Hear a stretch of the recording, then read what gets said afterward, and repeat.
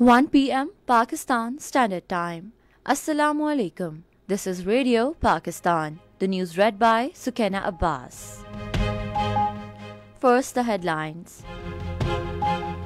Prime Minister has directed to use technology to make the wheat procurement process clean and transparent. Deputy Prime Minister has arrived in Beijing to co-chair Pakistan-China Foreign Minister's strategic dialogue with Chinese Minister of Foreign Affairs. Commerce Minister assures to resolve the problems of business community on priority basis to augment commercial activities. In Indian illegally occupied Jammu and Kashmir, a multi-layered arrangement of armed forces under the garb of sham poles was put in place in Srinagar. And now the news in detail. Prime Minister Shahbaz Sharif has directed the authorities concerned to use technology to make the wheat procurement process clean and transparent. Chairing a meeting regarding wheat stocks in Lahore, he said a mobile phone application should be developed in this regard. He directed PASCO to procure 4 lakh metric tons of additional wheat in a transparent and efficient manner. Shahbaz Sharif directed to conduct a third-party audit of PASCO's stock. He said insurance of crops should be ensured for economic security of farmers. Shahbaz Sharif said the government is taking every possible step to ensure food security in the country and that all-out measures will be taken for the prosperity of farmers. Prime Minister Mohammad Shahbaz Sharif has congratulated Dr. Khalid Maqbool Siddiqui on his election as the chairman Muttahida Qawmi Movement Pakistan. In a statement, the Prime Minister said MQMP fully supported government in taking difficult decisions for the sake of national interests. He expressed hope that the Muttahida Qawmi Movement, under the leadership of Dr. Khalid Maqbool Siddiqui, will be more active in addressing the issues of public. Deputy Prime Minister and Foreign Minister Muhammad Ishaq has arrived in Beijing.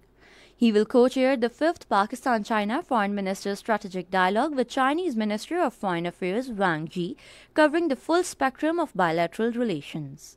The Deputy Prime Minister will also hold meetings with Chinese leaders and senior officials as well as with prominent business enterprises. Session of the National Assembly will start at the Parliament House in Islamabad today at 4 in the afternoon. The House will take up matters of national and international importance besides transacting legislative business.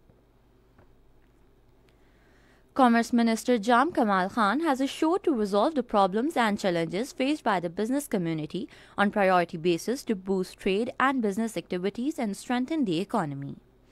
Talking to media in Karachi today, he said the government is cognizant of the issues faced by the business community related to energy, gas, electricity tariff, and steps are being taken to resolve them and facilitate the business community.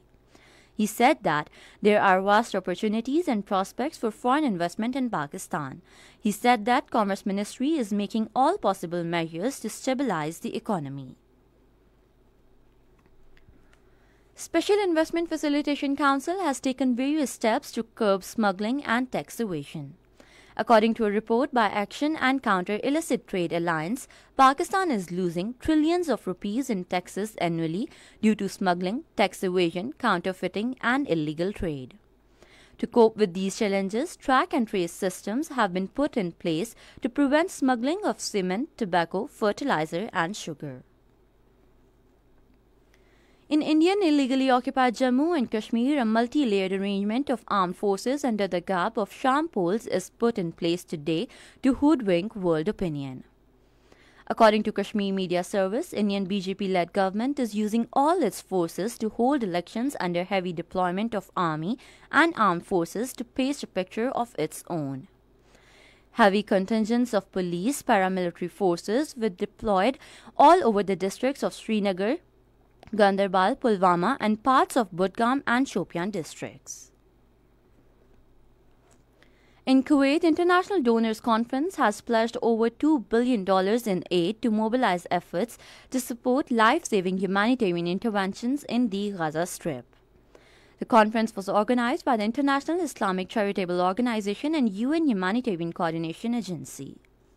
Addressing the conference, IICO General Manager Badr Saud said it would be applied on 5 different tracks including life-saving interventions, shelter, health, education and economic empowerment.